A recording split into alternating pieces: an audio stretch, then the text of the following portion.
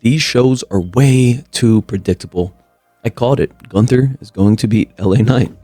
And honestly, why would anyone think LA Knight would win this? LA Knight can never win a important match. He never wins. When it's a tournament, maybe make it to the finals, but he's never going to win. And he's in his 40s, right? This is the time to push a LA Knight. Gunther has already had his time to shine, right? He had a WrestleMania match. He was a world heavyweight champion. LA Knight still hasn't reached those goals. So what are we doing here? LA Knight's the one that needs the push. He's the one that needs this match with John Cena. Gunther does not need it. Didn't Gunther have a match with, what's his name, Goldberg?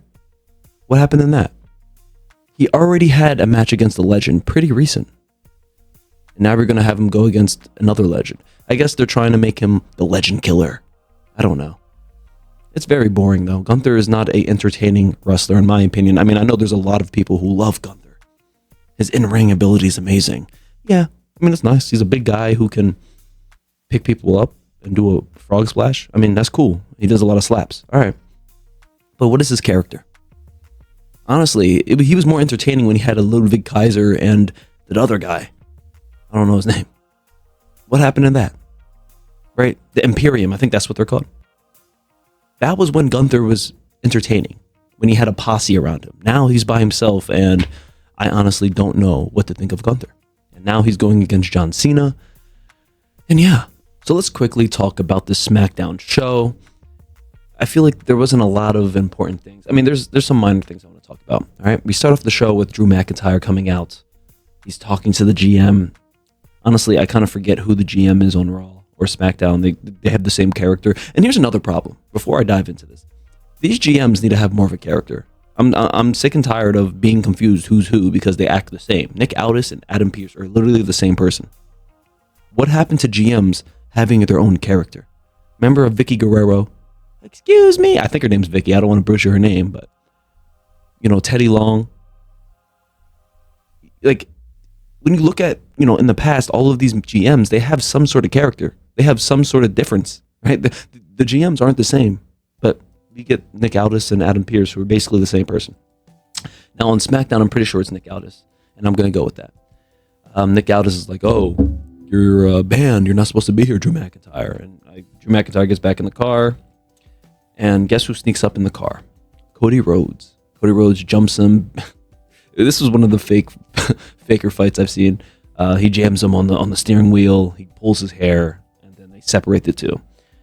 I mean, I guess, right? Cody's mad, right? Cody comes out, goes into the middle of the ring. He starts screaming, Drew McIntyre, you went to my house where my wife sleeps, where my daughter sleeps, or whatever.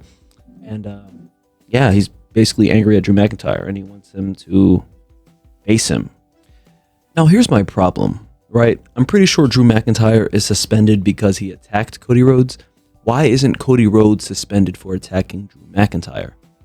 Right? Like, the story, that doesn't really make sense to me. Like, Cody Rhodes can just attack anyone and just not face any repercussions. And that's how you make your baby faces insufferable. Like, honestly, whenever I see Cody Rhodes, I cringe.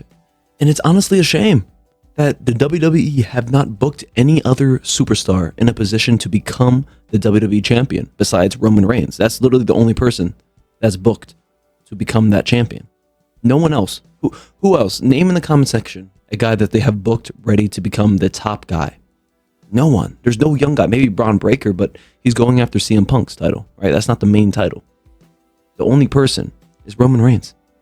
Maybe Solo Sikoa? Probably not. No way. And that's the problem. You have to book guys in a position. You can't just rely on these corny storylines, corny promos that they have right for them to get over. No, they get over from your booking, from your storylines that you can create.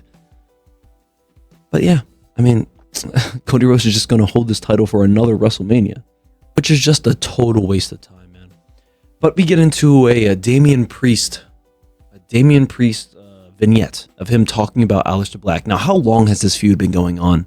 Like, I'm very tired of this feud. This is why SmackDown is just horrible.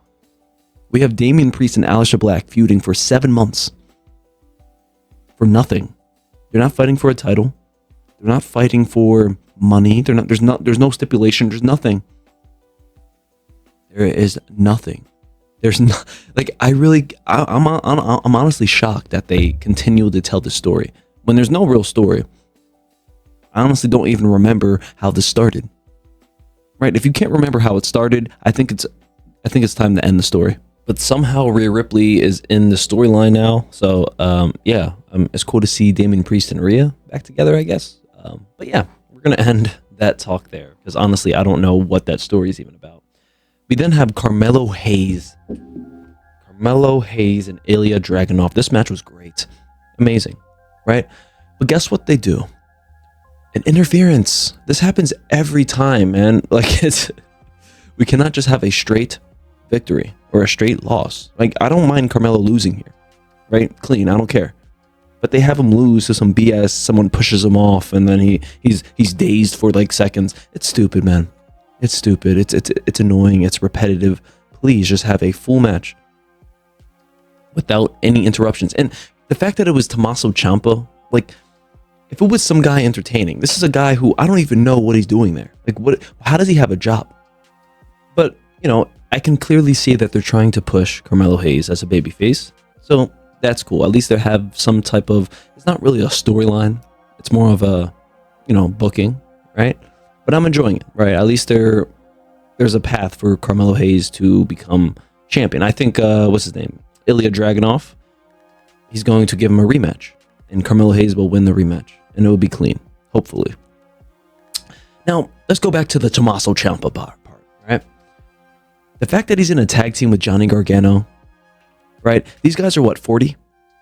In my opinion, every single tag team should be in their 20s or 30s. Or if they're like the Road Raiders or whatever, you know, that's fine, right? They have a good gimmick.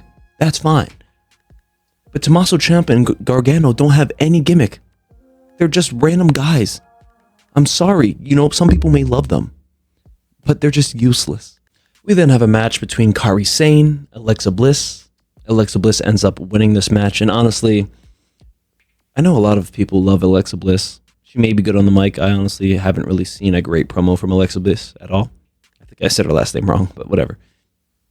Kairi Sane, I like Kairi Sane better. But they're never going to have Kairi Sane beat Alexa Bliss. I really don't know why. They're both similar sizes. Honestly, Kairi Sane's probably bigger, more athletic.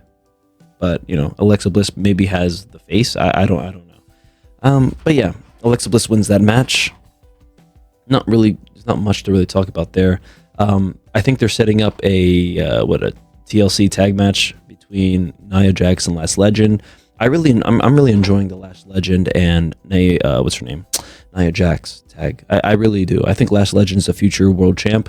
They're going to book her. So far, they've been booking her. This is what you do with a upcoming NXT star. The fact that they put her with the Nia Jax shows that they really believe in a Last Legend, and they're going to push her maybe to have a rivalry with a Naomi, or I keep saying Nia Jax. So we'll see what happens in the future. The next segment we had Obafemi, Ricky Saints in the office with Cody Rhodes, and basically they were explaining whoever wins between Obafemi and Ricky Saints will face against Cody Rhodes. Pretty sure next week, which I'm cool with, right? It's Obafemi, Ricky Saints.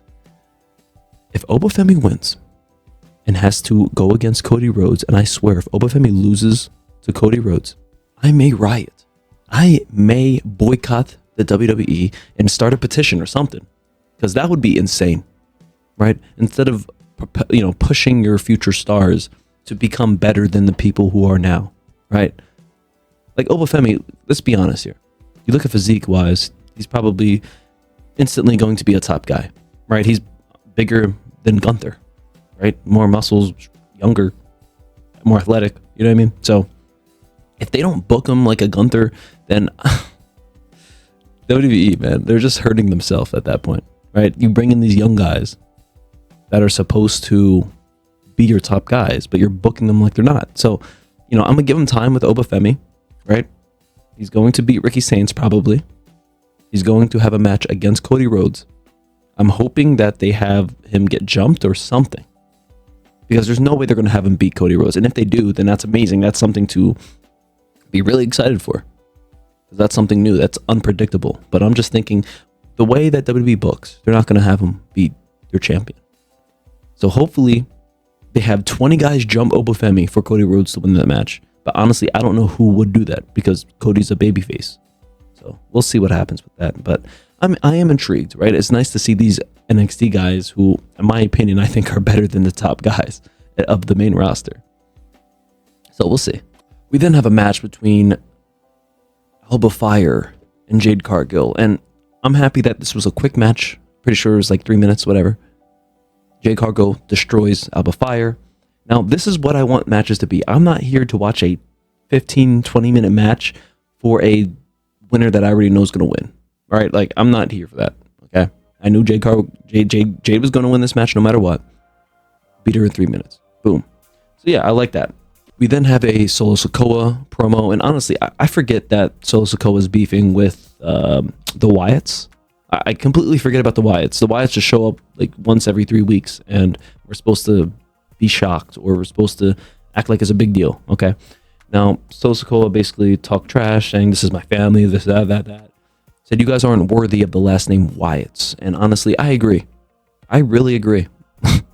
Like, that group is trash. I'm sorry. It's been underwhelming, right? They promoted like it was going to be some huge thing, and really, it's been out for over a year now, and no real important matches that they've had. No real storyline that they've had. So it's been a disappointment. They're not worthy of the Wyatt last name. And I think this should close the chapter right now. But of course, the Wyatt family had to come out, defend their honor. And there was an all-out brawl. Now, who won the brawl? Probably the Wyatt family, because they were the ones who stayed in the ring at the end. But yeah, man, I'm really tired of this storyline. Like the Wyatt Six, they've been out for a year, and like I've said, there's no real story. There's no real anything. There's no important matches that they've had that I can remember. So yeah, I think it's time to just separate these people, because there's so many people on this faction that could be a solo star, you know what I mean? So, or just be in another faction or something, like do something new. But we get into the final match, Gunther versus LA Knight. Now this match was okay. It wasn't great, nothing special. You know, I was rooting for LA Knight, but of course I knew he was going to lose the match. Now, I really don't know why they had Gunther win. He does not need this win. He does not need a match with John Cena. And I've already said this earlier. He recently had a match against Goldberg. Why would he go against another legend? Give another wrestler an opportunity to go against a legend. I don't understand that. Why not LA Knight? Why not any other guy on the roster? Randy Orton. He may be hurt. I don't know. Honestly, well, actually, I don't want to see Sami Zayn. I was about to say Sami Zayn's name. Oh my goodness. Carmelo Hayes. Right? There should have been way more, like so many more people in that tournament. Like Montez. Sami Zayn should have been in the tournament, honestly. Kevin Owens, I think Kevin Owens is hurt, or he retired. I don't know, something like that. There's really not a lot of people that they have, right? Call up these NXT guys, man. It's time. Like, we're seeing the same show every week. I'm tired of it. There's a lot of people that are sick of these shows. They're so repetitive. We get the same matches, same stories. Damian Priest and Aleister Black have been feuding for 7 months, and they're not fighting for anything. That's crazy. Cody Rhodes has always had a feud with Drew McIntyre. I feel like this has been going on for a year. He's had a 3-year feud with Roman Reigns, and now Roman Reigns is coming back for the title for the 3rd time. In what, a year? 2 years? We need new matches. The fact that Roman Reigns is the only guy that can go after Cody Rhodes' title and actually has a chance of winning it, it's insane to me. Cody Rhodes he's not an unbeatable guy. He shouldn't be. He really shouldn't be. He went from dashing Cody Rhodes to Goldust or Stardust to this guy. That's a big difference. The fact that he's always winning, he doesn't have any adversity that he has to go through, it's hard to root for a guy like that. And he's just cringy to me. So cringy. But he doesn't go through any adversity. He's always the person that stands strong. He's always the person that comes out victorious. And I don't know. I'm sick of it. I'm really sick of it. We need new stars. We need new talent. We need new stories. And with getting new stories, you need new characters. So please get new characters, or some guys who are like Sami Zayn. If he just had a new gimmick, I would be fine. Please give him a new gimmick, because every babyface seems like the same character. Sami Zayn, Cody Rhodes, same people, same person. Johnny Gargano, same guy, same character. So please, I know WWE is not listening, but please, we got to push our ideas out there. because we're the quiet ones. But if we want to make wrestling better, we got to put our ideas out there, man. If you enjoyed this video, drop a like, subscribe to the channel, and I'll catch you guys on the next one. Peace.